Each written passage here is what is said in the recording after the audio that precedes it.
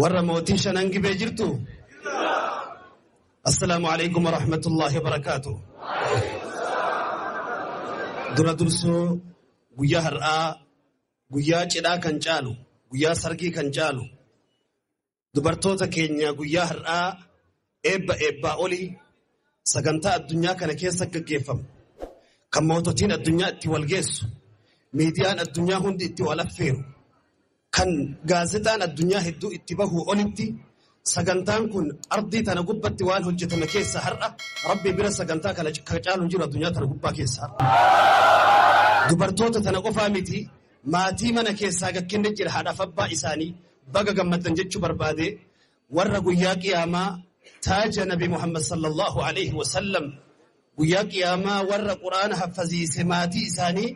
taajaa fi faaya guyyaa qiyaamaa rabbi irra kaaha rasuul rabbi jedhan san maatii ilmaan kanaa rabbi isaanii irra haa kaa'u aamin jedhaafi itti aansee obboleettii teenya Khadiijaa akkuma sirraa ustaadhan seenaa Khadiijaa bintu Khuwaylid binti Asad al-Qurashiyya seenaa isii kaasanii irraa haasawan tagaafa nabi Muhammadin bira dhaabbattee gaafa isaan jarjaranii rifatanii garaan isaanii roqomsee qaamni isaanii qorratee fiigaa dhufan rasuula rabbii sallallahu alaihi wasallam bira dhaabbattee isaan utubdee si kaleessa kee beekaa rabbiin kee miskiina ol qabde yaa Muhammad rakkataa nyaachifte yaa Muhammad keessummaa karaa dabruu ofitti qabde nama jiruu keessan rakkatee dhama'e ol qabde si rabbi ergaraa si rabbi gataa jetteen Khadiijaan jecha sanii nabi Muhammad gadhaabatan sallallahu alaihi wasallam gaafa infajara an-nuuru min kahfin laa yattasi'u illa li 5 ashkhaas mana goda xiqqaa holqa xiqqaa namni shayoo keessa taa'u hingeenya keessaa nuurri gaafa dhoohu ummata Muhammad keessaa ka dura baatee seenaa guddicha dalayte ejjannoo nabi Muhammadin duubaan dhaabbatte Khadiijatu bintu Khuwaylid radiyallahu anha wa ardaaha har'a maqaa markaza saniiti awwalu markazin fil islaam markazu daari al-arqam bilabil arqam gaara jabala safaa gubbatti markazni jalqaba ummanni Muhammad keessaa leenjifame dhiirri keessaa bahe gootonni keessaa gabbahan markazu daari al-arqam bilabil arqam markaza san keessaa jalqaba dhiirri oomishame har'a gaafsanirraa markazni gaafsan dhiirri oomishuu jalqabe goota oomishuu jalqabe hoggansa oomishuu jalqabe ilaa yoominaa haadatti addan cinne kunoo dhufee guyyaa har'aa sanyii abbaa jifaar warra seenaadhaan addunyaa keessatti galmaa'an har'allee Khadiijaa seenaa keenya keessa Khadiijaa sansalaata Khadiijota duraanirraa qabee hagar'aatti dalayde rabbi sirra hajaalatu maasha Allah jedhaa fi takkitti iddaan suudhaan dargaggoota wannan dhaabu mucaa xiqqaa Abu Haniifaa as dhaabate gartaniimi badhaasa inni argate suni kophee fi meeshaan itti godhame suni meeshaa duniyaati hin dabra ji'a lamaa sadii yookiin waggaa tokko booda dabra garuu kabajaa fi ulfina bakka inni irraa fuudhe waan inni itti kabaje san argate laala mucaa xiqqaa ummata as gahe guutuu imimmaan keessaa yaase sadarkaa san har'a umrii isaa xiqqaa saniin wanni qoma keessa hunda ittiin sochoose kalaamullah Jibriil quraana samirraa finnaan sayyida malaa'ikaa ta'e nabi Muhammad irratti quraanni buunaan sayyida banii aadam ta'e نزل القرآن في مكة فجعلها مكرمة وهاجر إليها النبي صلى الله عليه وسلم فجعلها منورة قرآن رمضان جئوتا كن ألمك يسا واني كبجت تقول قرآن إسا كيسا بوئي بي مكة واني بيوتا الدنيا كيسا صدركاء الفوق قرآن تسي كيسا بوئي نما قرآن كبت تكاسل قتين بيك نمني قرآن الرابقة تكاء الفاتك بجمين بيك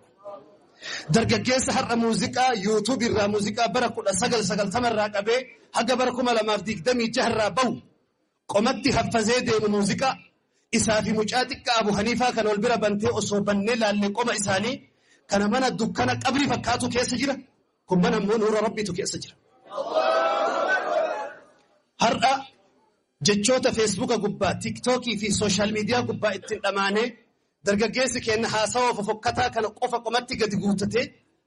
qur'aana rabbi irraa duwwaa taanaan salphina yooma kunna kaana alqur'aanu yahuzuna kunna nahuzzu dunya Gaafa Qur'aanni keessa keenya sochoosaa ture addunyaa tana sochoosaa ture. Qur'aana jechuun kitaaba noormaalii mana keessa taa'uu miti Qur'aanni. Har'a addunyaa daataan addunyaa maal jedha? Kitaabni har'a addunyaa gubbaa jiru kitaaba 1,100,000 fi 1,70,000 addunyaa irra galmaa'e har'a. Kitaaba 1,100,000 mana kitaaba koongirees qofa keessa kitaaba 1,39,000tu jira har'a. Kitaabota dachee tanarra jiran keessa wanni kitaaba adda isa godhu Qur'aana tokkoffaa haasawa Rabbiiti. Haasawa banii Aadamii miti. Kaan weellisa barreesse, kaan aktivistii barreesse, kaan artistii barreesse. والقرآن كل كتاب له عنوان والقرآن كتاب الرحمن كتاب نتك الدنيا تنرى يسنقو أخرس الخطباء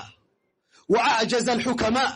لا يشبع منه العلماء ولا يرتوي منه الحكماء الدنيا تنكيسة جتي كمسجب بسيسة سنف بسيسة لما سدس الدبنان سدت نفسيسة إلا القرآن فاتحة قد شللت قيت يروك التربة قراته تكاهف التين بيته yoo fayyaa qalbii barbaadde quraana qabadhu yoo barakaa maatii barbaadde quraanaan saahiba ta'i yoo guddina ilma namaa bakka dhalli namaa gahe ulfina keessaa gahuu barbaadde quraanaan saahiba ta'i yoo bakka gabroota rabbii gurguddaan sun dhaqqabu barbaadde kun saahiba quraan quraana qara'u jechuun guyyaa jum'aa suurat al-kahfiin qofa feesbuuk irratti nu affeeru miti quraanni hojiidhaan barumsaan qorannoodhaan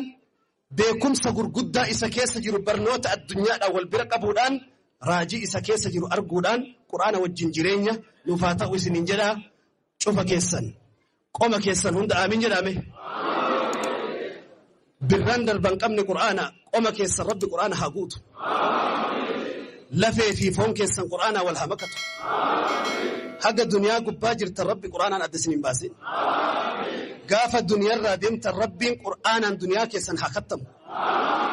Gaafa qabrii keessaallee nama qur'aanni isa tiksu rabbi isin haa taasisu. Faayaa fi taaja ulfina san ulfatee nama qiyaamaa nabi Muhammadii wajjin ka'ulle rabbi isin haa taasisu.